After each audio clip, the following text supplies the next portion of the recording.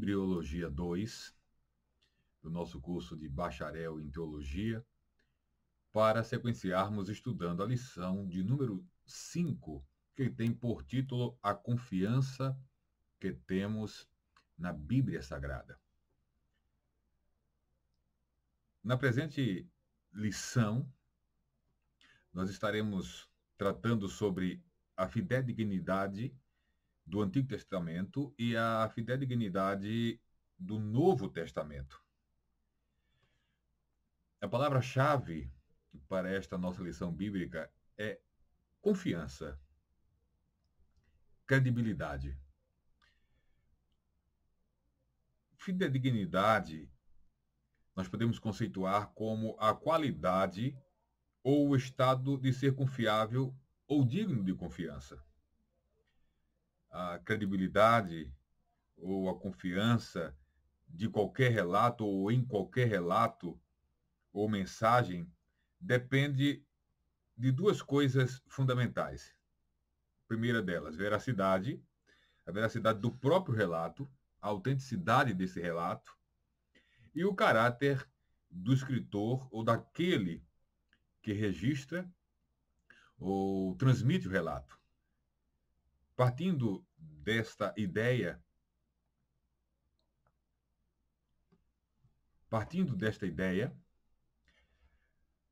nós falaremos, em primeiro lugar, sobre a fidedignidade do Antigo Testamento. Para isso, nós buscaremos nas evidências internas e externas, vamos considerar essas evidências, que apontam para o fato de que o Antigo Testamento é uma obra digna de confiança. Iniciaremos tratando das questões que envolvem a evidência interna, ou seja, o que a própria Bíblia diz sobre a autenticidade e sobre a confiança que nós devemos ter no Antigo Testamento. Onde, no texto bíblico, isso nos é passado e que deve nos levar a considerar o fato de que as Escrituras Sagradas do Antigo Testamento são dignas de plena confiança. O que a própria Bíblia, o que a Escritura diz sobre a Escritura a esse respeito? No nosso manual, nós somos conduzidos a considerarmos, em primeiro lugar, algumas citações que o próprio Jesus fez sobre as Escrituras do Antigo Testamento. Dentre estas, nós podemos encontrar no capítulo 5, verso 17 e 18 do Evangelho de Mateus. Mateus capítulo 5, versículo 17 e 18. Jesus diz: não cuideis que vim destruir a lei ou os profetas. Não vim abrogar, mas cumprir. O verso 18 diz: porque em verdade vos digo que até que o céu e a terra passem, nenhum jota ou um tio se omitirá da lei, sem que tudo seja cumprido. Nós vemos aqui Jesus ratificando o Antigo Testamento, citando a lei e os profetas. Em Lucas, capítulo 24, versículo 27, Evangelho de Lucas, capítulo 24, versículo 27, nós temos uma outra fala de Jesus, registrada dessa feita pelo evangelista Lucas. 24, 27, nos diz: e começando por Moisés e por todos os profetas, explicava-lhes o que dele se achava em todas as Escrituras. Há evidências internas suficientes, inclusive citações do próprio Jesus, que podem ser traduzidas e que promovem confiança no Antigo Testamento. Uma obra citada pelo próprio Senhor Jesus é digna de inteira confiança. Outros textos nós vamos encontrar nos evangelhos acerca da fala de Jesus, de citações de Jesus, falando de divisões do Antigo Testamento, como lei e profetas, Moisés e profetas, mas diversas citações a personagens. Jesus cita Abraão, Moisés, Jonas.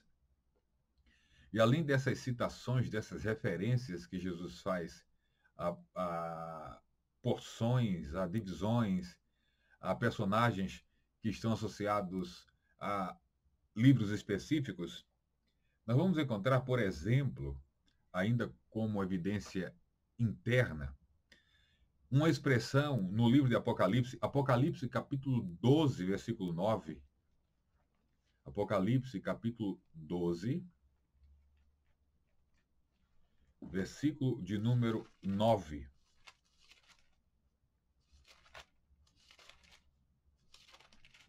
Diz a Bíblia: e foi precipitado o grande dragão, a antiga serpente, chamada o Diabo e Satanás, que engana todo mundo.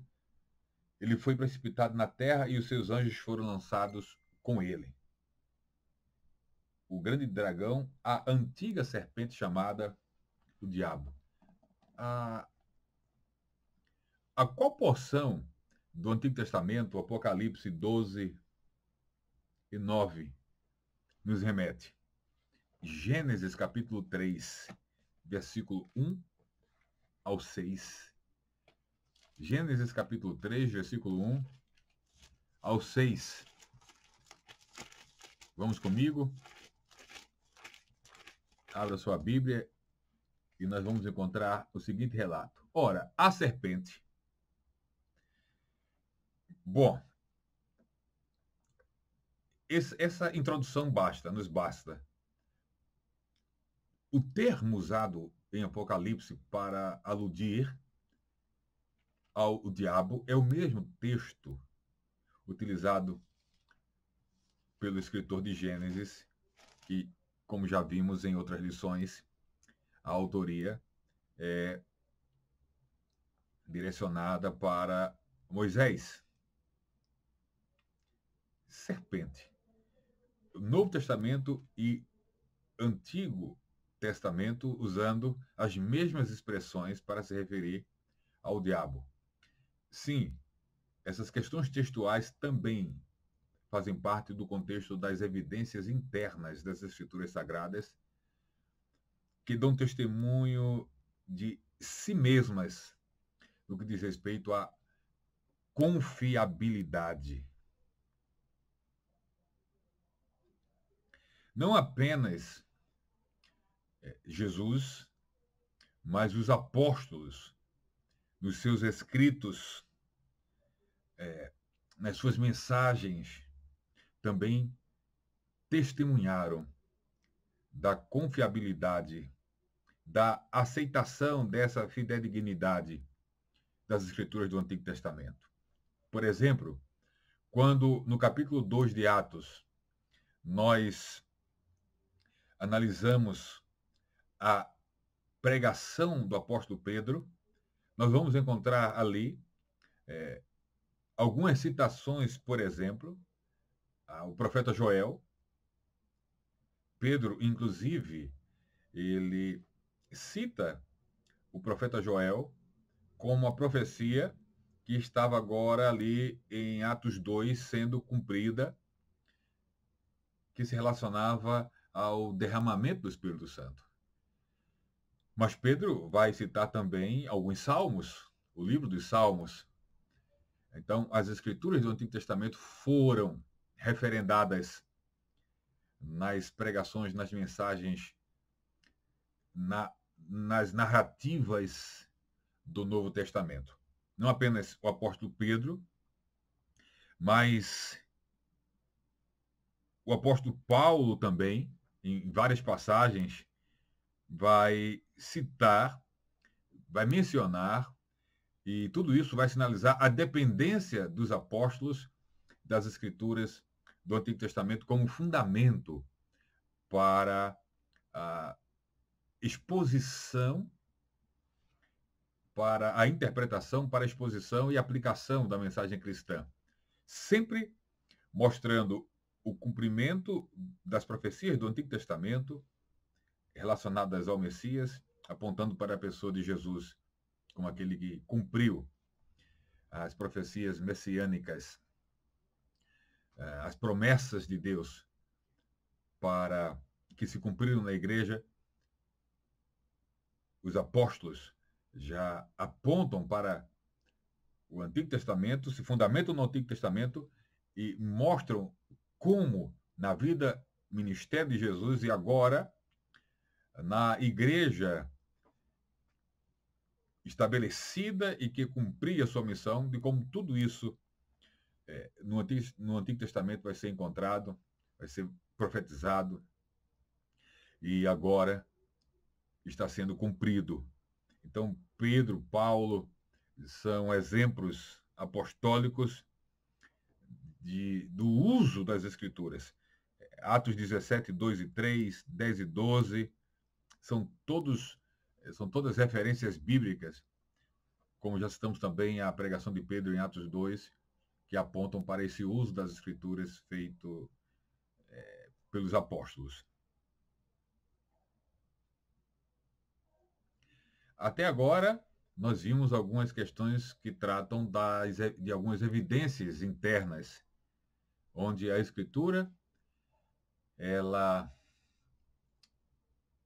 por si mesma, reivindica a sua autoridade e a sua autenticidade.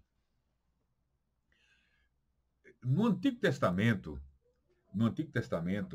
é importante frisar e destacar o fato de que sinais de reconhecimento de escritura inspirada lá também se encontram. Por exemplo, no livro de Deuteronômio, capítulo 31, versículo 26. Deuteronômio, capítulo 31, versículo 26.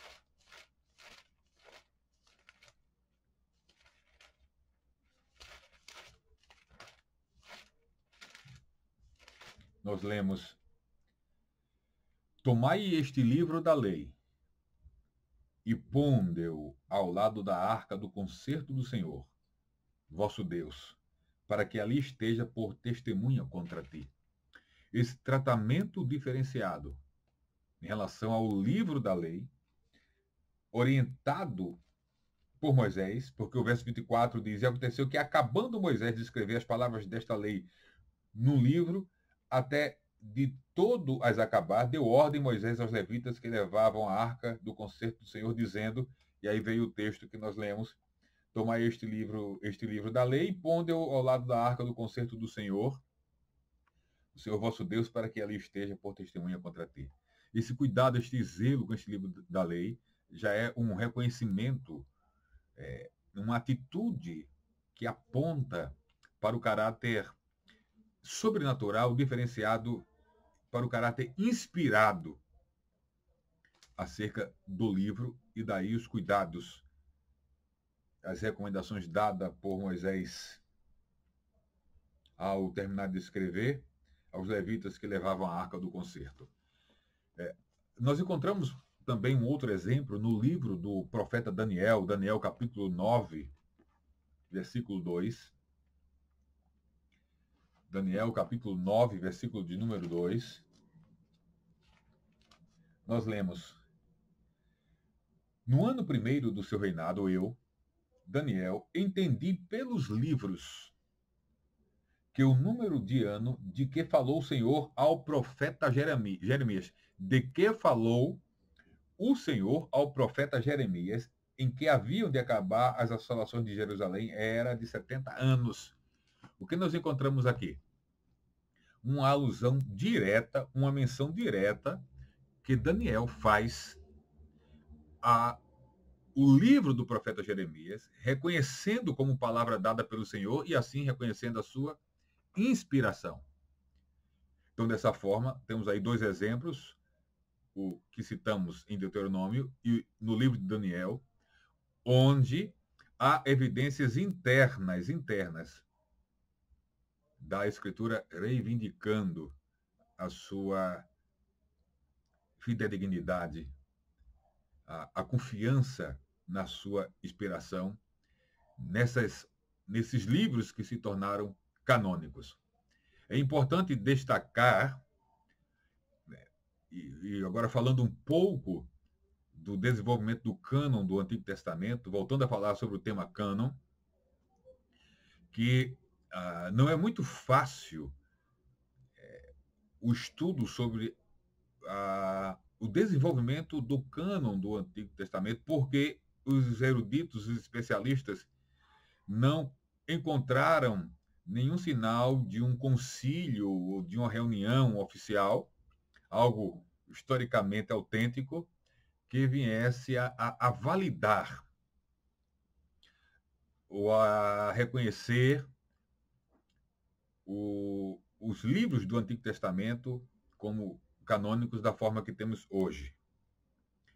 Os especialistas afirmam que o processo de canonização, de reconhecimento da autoridade desses livros, na condição de livros inspirados, foi um processo gradual e que durou cerca de 1000 anos, que vai do ano 1400 a.C. ao ano 400 a.C. Então, nesse período, o reconhecimento da inspiração principalmente por aqueles que foram contemporâneos dos autores dos livros do Antigo Testamento, a partir dos seus contemporâneos, esses livros foram ganhando aceitação entre o povo judeu e o reconhecimento da sua canonicidade. Nós vamos, no contexto da era cristã, termos diversas menções ou citações destes livros que, no contexto judaico, já no primeiro século da era cristã, já tinham sido reconhecidos nesse processo que nós apontamos como não muito bem definido, em termos de algo muito formal para reconhecê-los, mas nós já vamos ter, no primeiro século da era cristã, menções dessas obras, como um reconhecimento da canonicidade, da autoridade e, obviamente, tudo isso em decorrência do reconhecimento da inspiração divina desses livros. Vou citar alguns casos, em seguida vou indicar para vocês uma obra que vai ajudá-los a aprofundar o estudo sobre os documentos do Antigo Testamento, a relevância e a confiabilidade deles. É uma obra do Walter Kaiser, daqui a pouco eu apresento para vocês, mesmo porque eu ainda vou citar algumas questões de caráter de evidência externa, com base, por exemplo, no que nós vamos ver agora, na menção feita no período da era cristã por diversas pessoas dessa lista de livros do Antigo Testamento que nós vamos ter hoje, desses livros, e também de algumas questões relacionadas à arqueologia. Tanto a citação por autores não bíblicos como a arqueologia fazem parte do contexto das evidências externas que apontam para a confiabilidade do Antigo Testamento como escritura sagrada de cada um dos livros que temos no cânon que chegou às nossas mãos, em nossas Bíblias. Então, nesse contexto de autores não bíblicos e documentos não bíblicos que citaram o Antigo Testamento, já na era cristã, nós vamos encontrar, por volta do ano 70, no contexto do primeiro século, o historiador Flávio Joséfo, o judeu, o historiador Flávio Joséfo, citar uma lista canônica do Antigo Testamento. Depois nós vamos ter isso também feito por Melito de Sardes, por volta do ano 170, também da era cristã, depois de Cristo. Nós vamos encontrar também o pai da igreja, nós vamos encontrar também no Talmude babilônico, mais ou menos 200 depois de Cristo, uma menção e uma referência a uma lista canônica. E aí, entre os pais da igreja, nós vamos encontrar Jerônimo, que mais ou menos em 400 depois de Cristo também vai fazer uma menção. E antes dele, o próprio Orígenes, em mais ou menos 250 depois de Cristo, também vai fazer menção de uma lista canônica do Antigo Testamento, testemunhando da sua confiabilidade.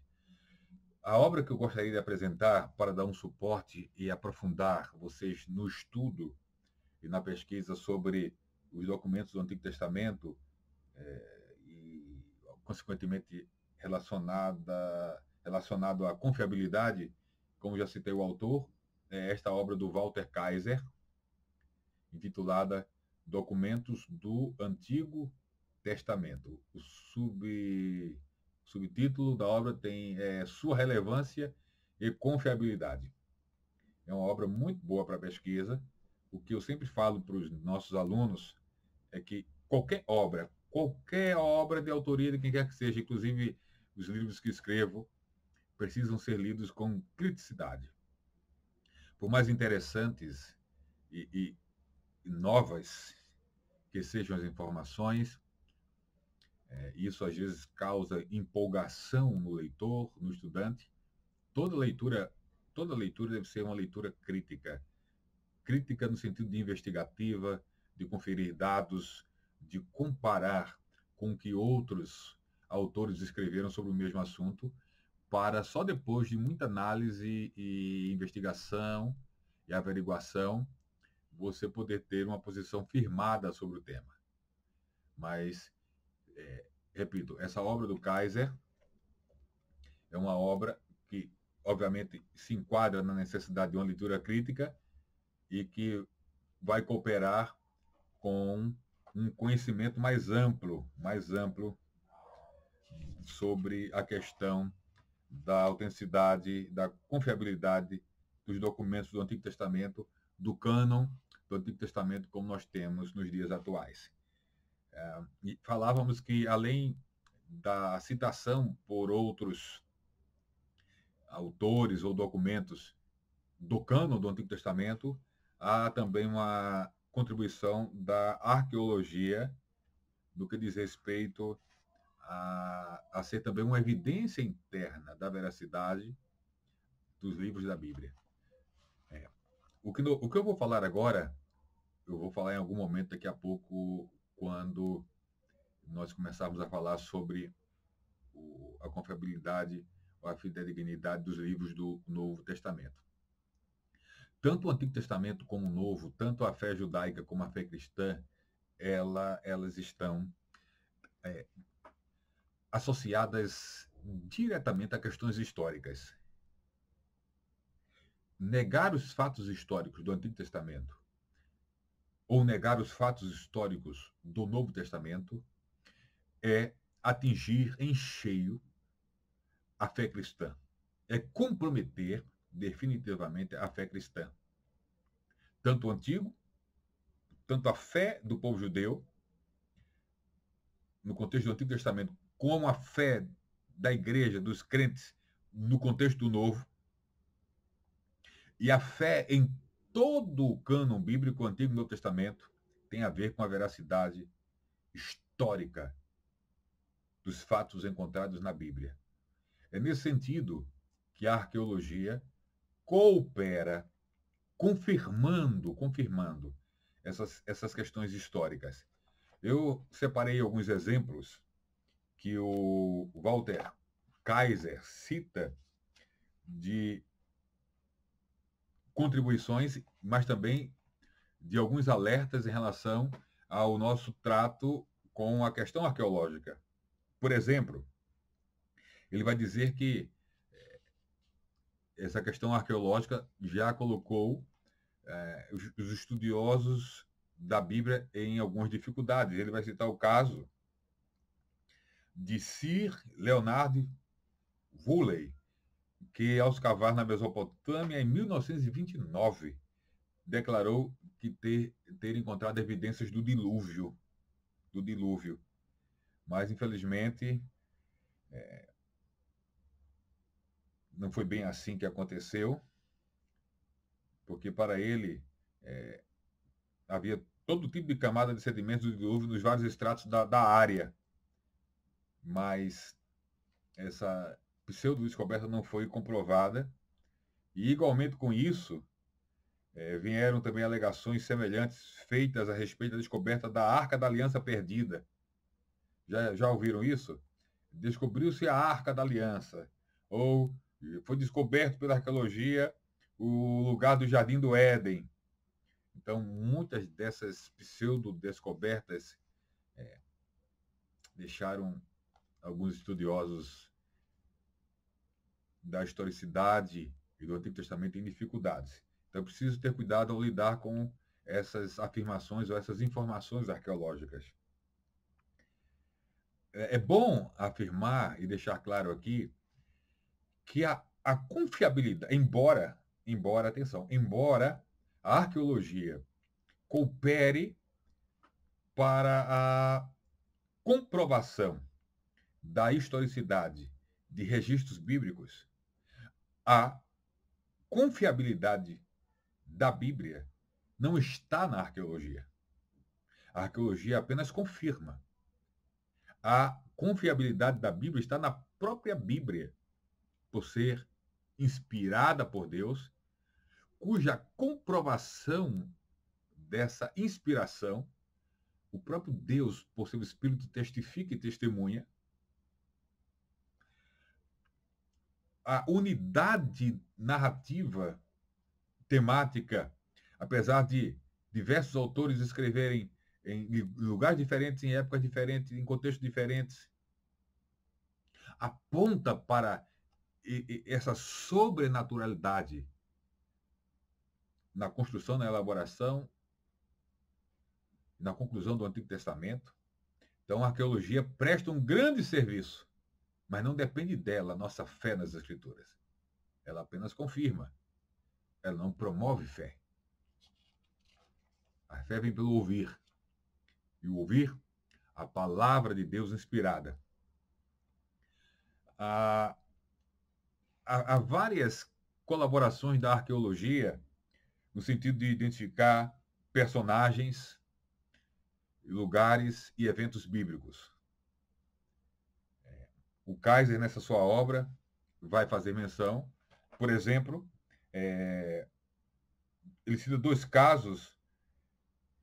Um deles, no livro de Daniel, nós temos no capítulo 5, verso 1 e 30, uma afirmação de que o rei Belsazar estava reinando no tempo da queda da Babilônia.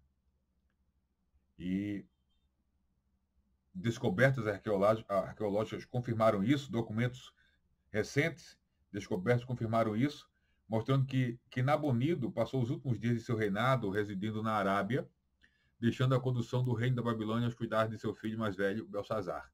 Estes e outros exemplos nós vamos encontrar em obras como esta do Kaiser, documentos do Antigo Testamento, e que tratam sobre questões arqueológicas. Inclusive, eu quero me antecipar, e também já no contexto da arqueologia do Novo e do Antigo Testamento, também indicar essa obra aqui, Pedras que Clamam, do Randall Price. Pedras que Clamam. É uma obra que fala sobre as últimas descobertas da arqueologia e de como essas descobertas cooperam com os registros de lugares, de pessoas e eventos do Antigo e do Novo Testamento. Como eu disse, também precisa ser lida de forma crítica, porque muitas vezes uma obra como essa é escrita e anuncia uma determinada descoberta, ou uma pseudo-descoberta ou confirmação, para, posteriormente, outras evidências apontar que aquela descoberta não era o que se pensava. Então, mais uma vez, repito e insisto, muito cuidado e atenção e prudência na questão do estudo arqueológico. É sempre bom comparar o que uma obra sobre arqueologia fala, principalmente no contexto da arqueologia bíblica, com outras, para ver se de fato aquela informação ela é verídica, verídica. Vamos avançar agora para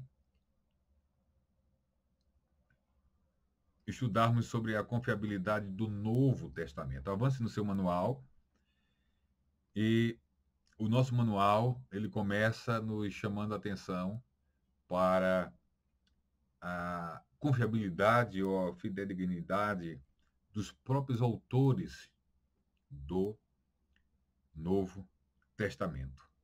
E mais uma vez nós vamos contar com evidências internas. O nosso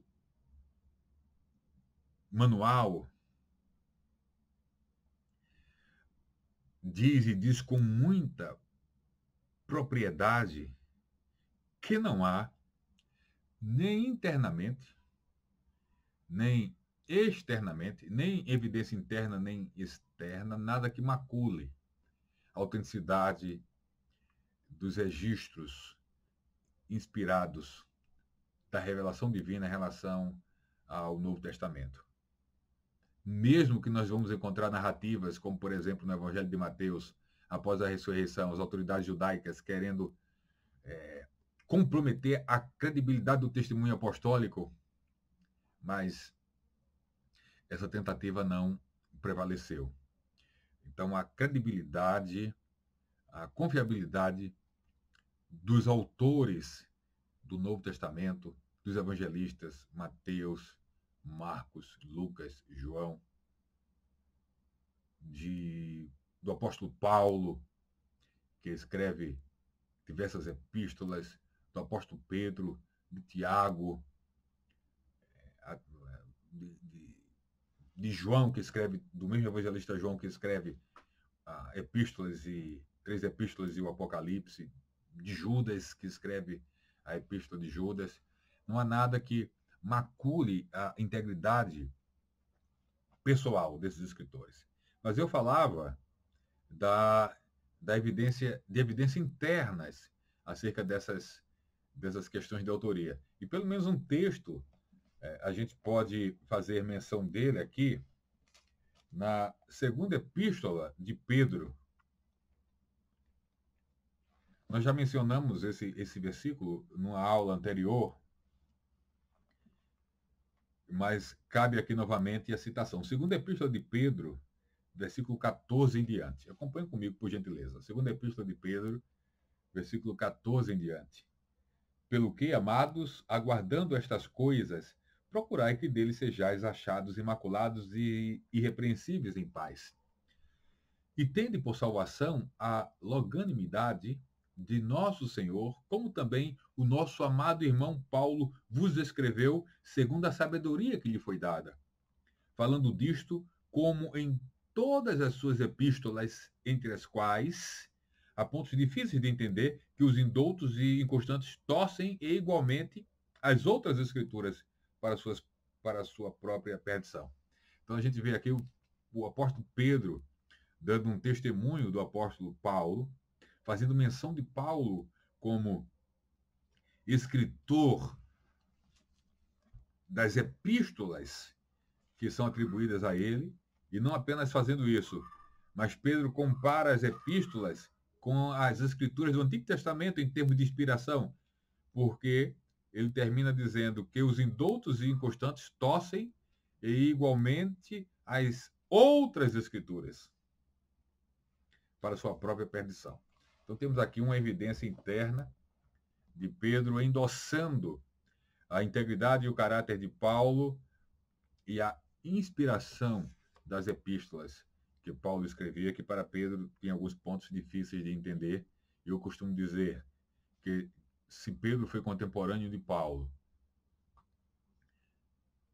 teve dificuldade em compreender algumas passagens das epístolas paulinas, é muito justificável que nós tenhamos a mesma ou até maiores dificuldades do que Pedro teve para compreender algumas passagens dos escritos de Paulo, que eu creio que nos embates doutrinários e teológicos acerca delas, talvez algumas questões fiquem só para a eternidade, porque vai ser muito difícil chegar a um consenso aqui.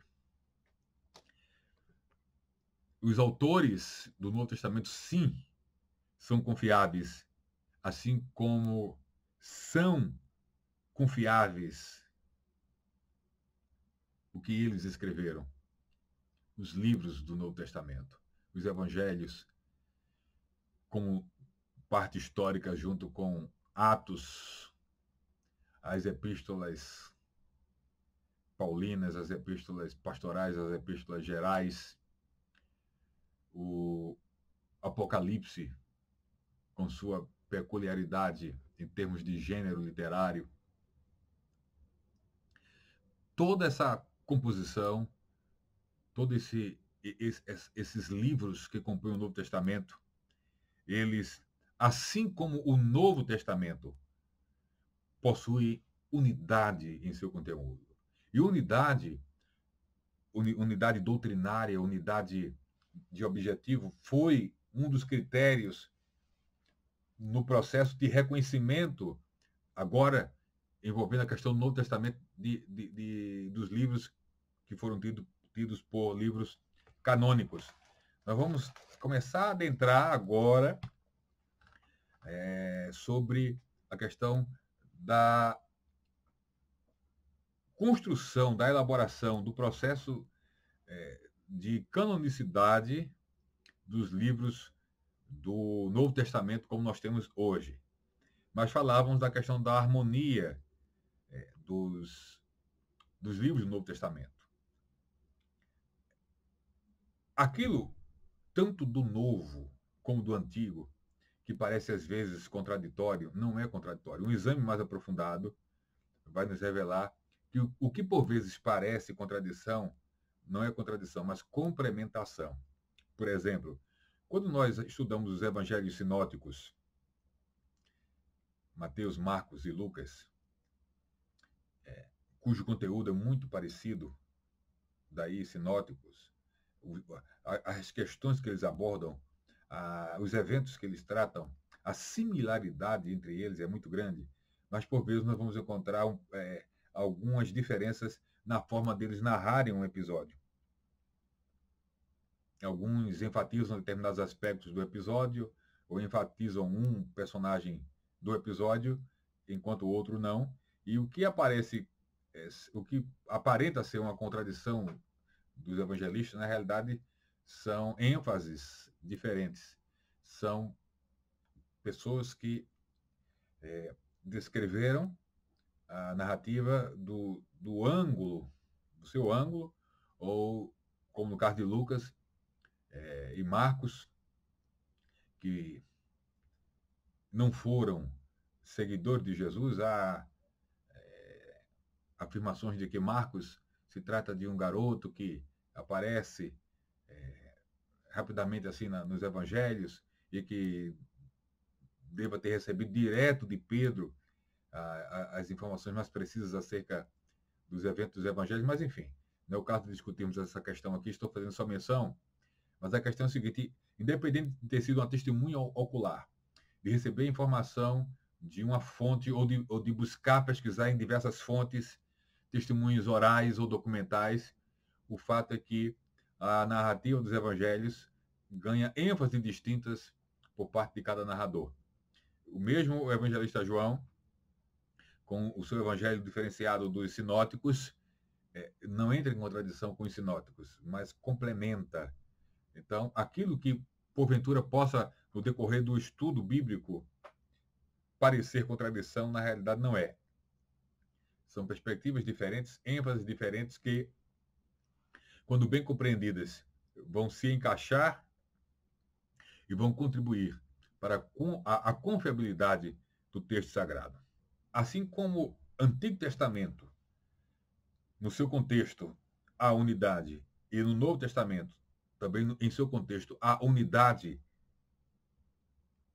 e cada autor contribui registrando a revelação inspirada por Deus, e é por isso que essa unidade é possível, do Antigo como do Novo. O Antigo com o Novo também formam uma unidade, e não há apenas unidade dentro de cada uma dessas divisões da nossa Bíblia. A unidade dentro, unidade doutrinária, unidade de propósito e confiabilidade dentro de cada uma dessas porções, dessas divisões da Bíblia Sagrada que nós temos em mãos, mas a unidade entre o Antigo e o Novo Testamento. No Novo, nós contemplamos o cumprimento do que foi vaticinado, do que foi profetizado no Antigo. Então, os dois testamentos se completam. Quando Paulo, e é importante citar, todas as vezes que fazemos menção do valor do Antigo e do Novo Testamento, de como ambos são importantes, inclusive para a igreja. 2 Timóteo 3,16, quando nós consideramos o que Paulo escreveu na segunda epístola a Timóteo, capítulo 3, verso 16, que diz: toda escritura divinamente inspirada é proveitosa para ensinar, para redaguir, para corrigir, para instruir em justiça. Paulo fala toda escritura. E quando Paulo fala de escritura aqui, ele está se reportando à escritura do Antigo Testamento, porque o cânon do Novo Testamento ainda não estava formado. Então, Paulo está se dirigindo a Timóteo, que estava em Éfeso, de forma que também as escrituras do Antigo Testamento são importantes fontes da verdade de Deus, da revelação de Deus, pela narrativa da criação, pelos princípios contidos na lei dada por Deus a Moisés e pelo valor histórico e, inclusive, doutrinário também. O que nós vamos ver no Novo Testamento é, obviamente, um maior aprofundamento na compreensão do Novo, que Jesus já faz ao comentar o Antigo Testamento e de como alguns temas ganham agora um nível de amplitude nas eras atuais, no tempo atual, no contexto da igreja, como nunca foi antes revelado e conhecido, e isso está registrado no Novo Testamento, pelos escritores do Novo Testamento. Essa ampliação, essa dimensão maior de questões espirituais e doutrinárias presentes no Antigo Testamento, várias delas são no Novo Testamento tratadas de uma forma ímpar, sem igual, em todas as épocas. Sobre a questão da canonicidade, da formação do cânon do Novo Testamento, e que tem a ver com o reconhecimento da confiabilidade, da autoridade dos livros do Novo Testamento, nós gostaríamos de mencionar e de dizer, e com isso já quero também aproveitar aqui e apresentar, daqui a pouquinho, vou colocar aqui de lado, 3 livros que vão contribuir para um aprofundamento do estudo sobre o processo de canonicidade, de formação do cânon do Novo Testamento. Diferente um pouco do Antigo, na questão do Novo Testamento, houve concílios, reuniões assim oficiais, reconhecendo os livros que, pouco a pouco, no contexto da comunidade da fé cristã, foram sendo reconhecidos como inspirados. Vimos em aula passada os critérios, introduzindo a questão de canonicidade, e que não foram muito diferentes dos critérios do Antigo Testamento, a questão principalmente do testemunho da inspiração do livro, da unidade em relação a questões doutrinárias, da veracidade histórica, da credibilidade do autor, né, da autoridade apostólica do autor em relação ao Novo Testamento. E aconteceu também um processo. Do ponto de vista espiritual, todo o processo esteve esteve debaixo da direção e controle do Espírito. É ponto pacífico entre os ortodoxos isso. O Espírito Santo, ele sim tem uma responsabilidade no processo de formação do cânon.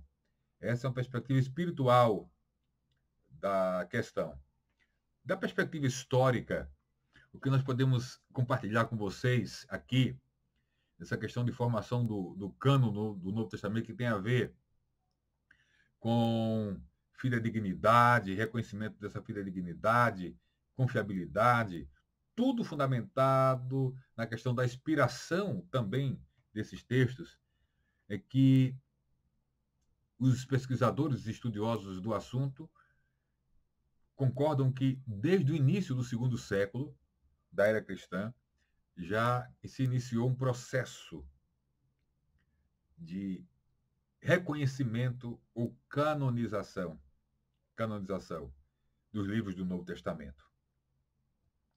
Mesmo que o herege Marcion, de onde vem marcionitas, ou marcionismo, em 140 depois de Cristo, apresentou um cânon com só 3 dos evangelhos, Lucas ficou de fora, e 10 epístolas, mas ele não falou em nome da igreja e nem representava a igreja. Mas, nesse contexto da apresentação de uma lista feita por Marcion, já havia, sim, ações e um caminhar em direção, no contexto da igreja, na busca do reconhecimento, de reconhecer esses livros devidamente inspirados por Deus.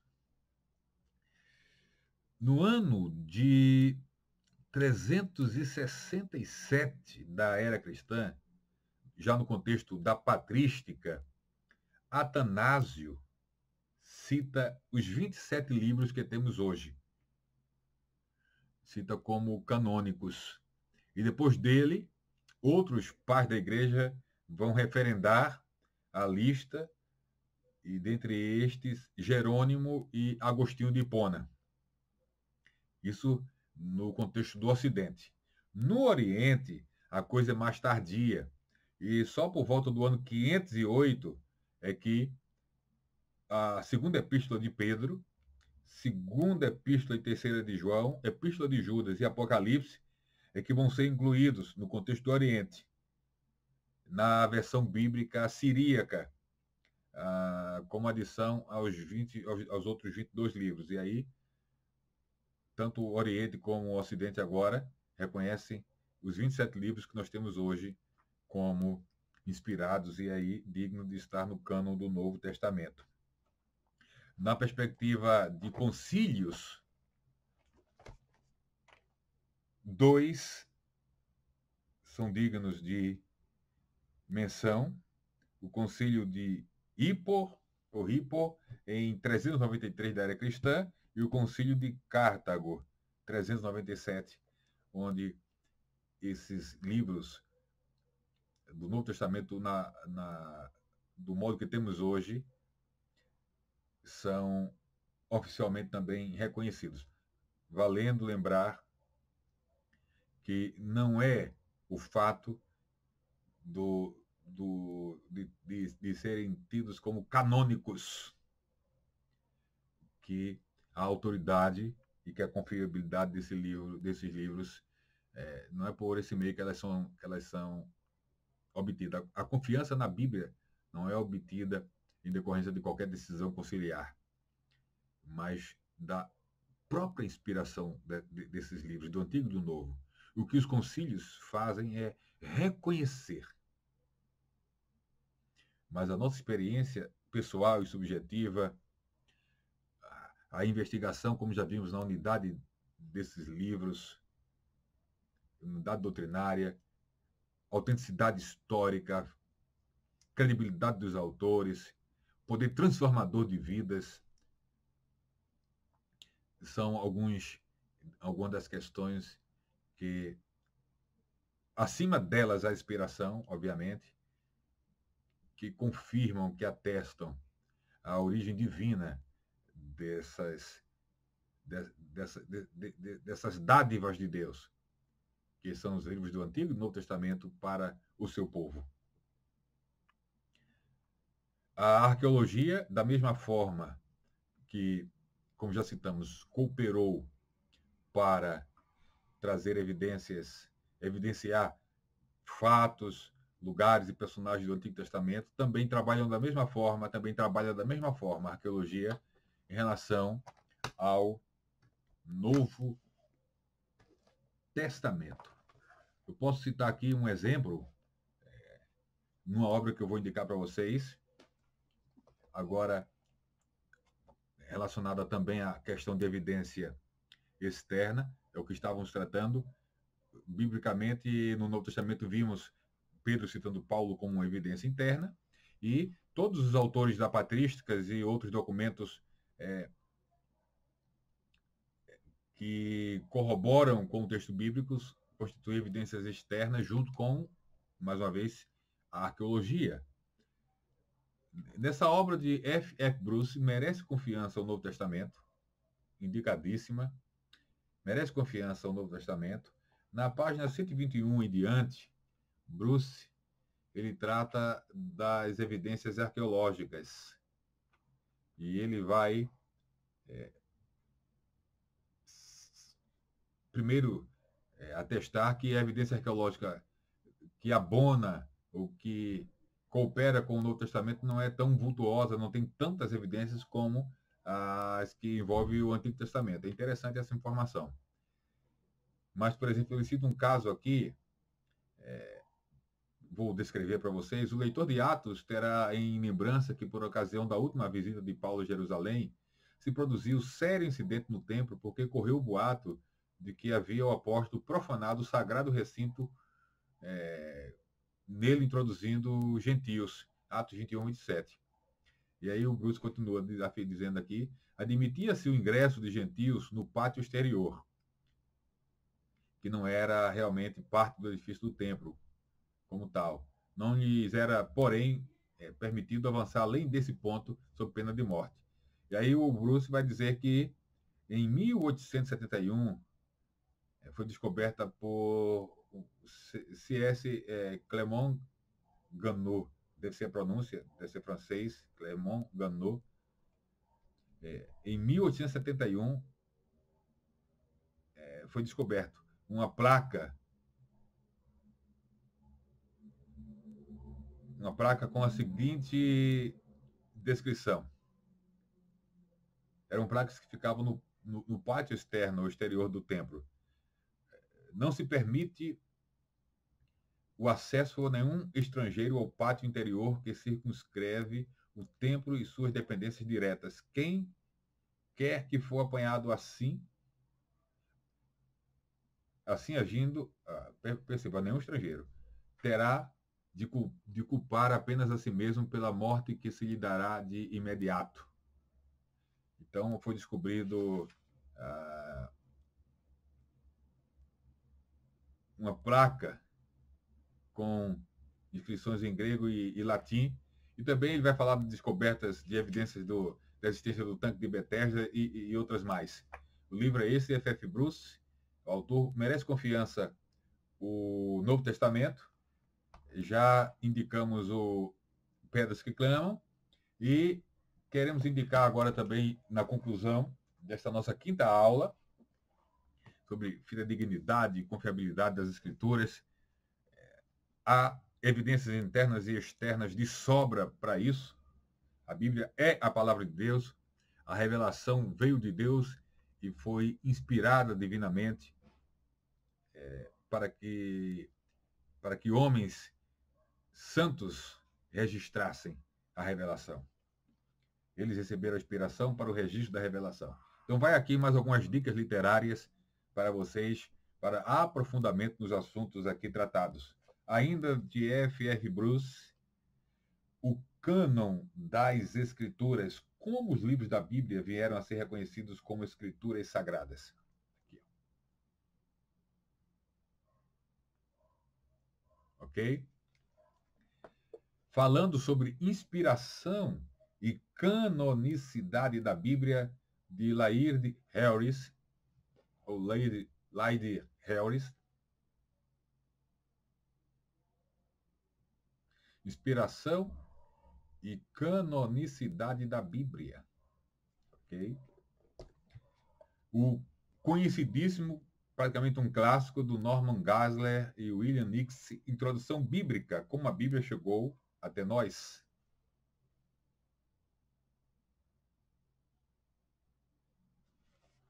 E, por fim, do nosso queridíssimo e amado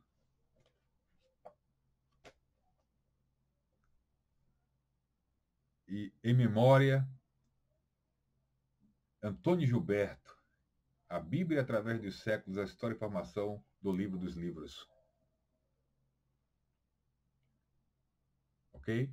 Todas essas obras vão cooperar para um maior aprofundamento de todas as questões que pontuamos aqui nessa nossa quinta aula,